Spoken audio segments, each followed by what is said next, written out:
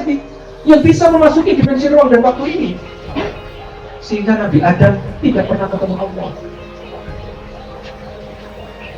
Malaikat tidak pernah ketemu Allah. Iblis tidak pernah ketemu Allah, hanya mendengarkan kalam saja, suaranya Allah. Tidak pernah ketemu. Satu-satunya makhluk yang bisa ketemu itu hanya Nabi Muhammad SAW. Itulah kenapa Buraq itu dia berpuasa 500.000 tahun. Hanya karena di Babul Jannah ada tulisan La ilaha illallah Muhammad Rasulullah. Dia nunggu 500.000 tahun berpuasa itu, kepingin tahu bahwa Muhammad, siapa Muhammad itu. Sampai diajak Jibril terus menyebut Muhammad untuk Isra itu. Waktu Mi'raj sudah tidak pakai Buraq. Itu kendaraan surga. Mudah-mudahan kita nanti di surga kendaraannya Buraq. Amin. Oke. Buraq itu jabun, mufradnya itu bardin. Artinya kilat. Gelap. Kilat itu kalau dalam ilmu fisika 3000 km per detik.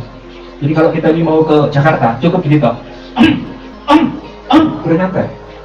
Kecepatan kilat. Sehingga kalau dari Masjidil Haram ke Masjidil Aqsa, satsut itu ya masuk akal. Naik kilat, kendaraan kilat. Sudahlah nanti kalau kita di surga nanti bisa ngebut ya Buraq ya. Karena itu kilat. Itu cepat sekali. Nah, soalnya bisa. Jadi ceritanya begitu. Itulah saya baru teringat. Oh makanya dulu itu ada kiai itu mengajarkan donga yang paling ampuh itu sholawat. Donga yang paling ampuh sholawat. Donga itu bisa ditolak, tapi sholawat tidak akan ditolak. Dan memang kalau direnungkan, Gusti Allah memerintahkan kepada semua perintah kepada hambanya ini, Allah tidak melakukan. Contoh, aqimus sholat, dirikan sholat, Allah tidak sholat. Wa atu zakat, tunaikan zakat, Allah tidak zakat. Wa shaumi Ramadan, puasa Ramadan kamu, Allah tidak puasa. Wal haji baiti man istata'a ilaihi sabila, lu tidak akan haji, Allah tidak haji. Semua perintah Allah itu Allah tidak melaksanakan, kecuali membaca sholawat. Innallaha wa malaikatahu yusholluna 'alan nabi. Ya. Perintah, ya ayyuhalladzina amanu shollu alaihi wa sallimu taslima. Jadi Allah memerintahkan kepada hambanya, untuk sholawat, Allah melakukan sholawat. Itu rahasianya. Understand? Dan ternyata puncak dari ma'auha wahyu itu adalah perintah sholat. Sehingga disitulah ada dialog ketika bertemu tadi itu, summa dana fatadala tadi itu, ternyata Rasul mengucapkan atahiyatul mubarakatuh sholawatu tholibatu lillah. Allah memberikan salam, assalamu alaika ayyuhan nabiyyu wa rahmatullahi wa barakatuh. Tapi karena kecintaan Rasul pada kita semuanya, Rasul memberikan balasan, assalamu alaina wa ala ibadillahi sholihin. Ya Allah, salammu, rahmatmu, barokahmu jangan hanya diberikan kepada hamba, tapi juga kepada hamba-hambamu yang soleh di antara umatku ini. Mudah-mudahan kita termasuk hamba yang soleh yang ada di dalam peristiwa Mi'raj itu. Ya, dialog itu termasuk mudah-mudahan kita yang didoakan oleh Rasulullah, assalamu alaina wa ala ibadillahi sholihin. Amin Allahumma amin. Amin. Oh, bukan amin ya. Amin. Amin. Amin. Allahumma Amin. Jadi di situ baru kemudian kita ini bersaksi asyhadu alla ilaha illallah. Maka di situ rahasianya. Kenapa kemudian itu baru diangkat? Ini angka 5, ini melengkung sedikit. Kenapa baru diangkat? Bukan seperti aliran-aliran baru yang gurung-gurung ataknya itu sudah diangkat. Karena pengangkatan ini kesaksian, syahadat. Di situ intinya, artinya sholat itu ditahiyat, bukan di sujud. Kan rasanya kita ini kan punyanya sholat itu waktu sujud. Bukan. Artinya sholat itu ditahiyat, karena di situ dialognya Allah dengan Rasulullah Muhammad SAW.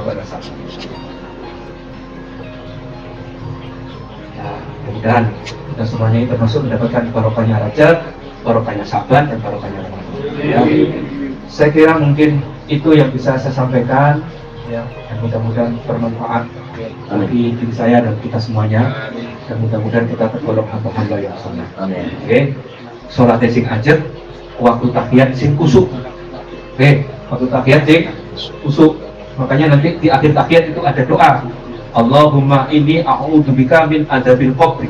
Ya Allah, saya mohon perlindungan adabnya kubur. Wa a'udzubika min adzabil jahannam. Dan saya mohon perlindungan dari adabnya jahanam. Ya. Wa na'udzubika min fitnatil mahya wal mamat. Dan saya mohon perlindungan dari fitnahnya hidup dan fitnahnya mati. Wa a'udzubika min fitnatil masiihid dajjal. Dan saya mohon perlindungan dari keburukan fitnahnya dajjal. Itu doa yang diajarkan oleh Kanjeng Nabi Muhammad SAW sebelum kita salat. Dan banyak doa lain. Kalau salah satunya. Ya. Dan saya kira itu doa-doa yang terakhir dalam sholat itu semuanya akhirat itu. Contoh, doa sujud terakhir ditambahin, Allahumma inni nas'aluka husnul khotimah. Ya Allah, saya mohon akhir hayat saya dalam keadaan husnul khotimah. Gak jaluk surga. Ya, gak jaluk pokoknya sempurna kehidupan dunia. Yang diminta dalam sujud terakhir yang diajarkan oleh Kanjeng Nabi itu adalah husnul khotimah. Allahumma rizukni taubatan nasuka qoblal maut. Ya Allah, saya mohon taubatan nasuka sebelum maut. Jadi itu. Yang ketiga, ya muqallibal qulub, sabit qalbi ala dinik. Ya wahai Allah yang membolak-balikkan hati, tetapkan saya dalam agama. Jadi ada doa. Jadi kalau yang sujud terakhir ada 3 doa, yang sholat terakhir itu ada 4 doa. Silakan diamalkan. Memang untuk apa kita minta ya muqallibal qulub? Ini ada satu cerita. Ini true story. Kira-kira 5 tahun yang lalu ada salah seorang mubalek, qori, doktor, pernah saya undang di masjid saya memberikan ceramah. Suaranya enak. Ternyata dia bekerja sebagai KUA di Pasuruan. Rumahnya di Lawak. Anaknya dulu alumni Sabilillah. Lalu kemudian meninggal dunia. Ketika meninggal dunia itu, orang-orang Kemenak di Pasuruan itu semua datang takziah ke Lawak. Orang-orang Kemenak Kota Malang, termasuk ada yang MUI, ada DMI, Dewan Masjid Indonesia, macam-macam itu juga takziah ke sana. Tapi apa kata istrinya? Ketika ditanya, kok nggak ada mayat yang dimandikan, nggak ada gitu, ini mau dimakamkan di mana? Apa jawab istrinya itu? Istrinya menangis dan dia mengatakan bahwa suaminya itu dikremasi, dibakar. Karena sejak 3 tahun yang lalu masuk agama Hindu.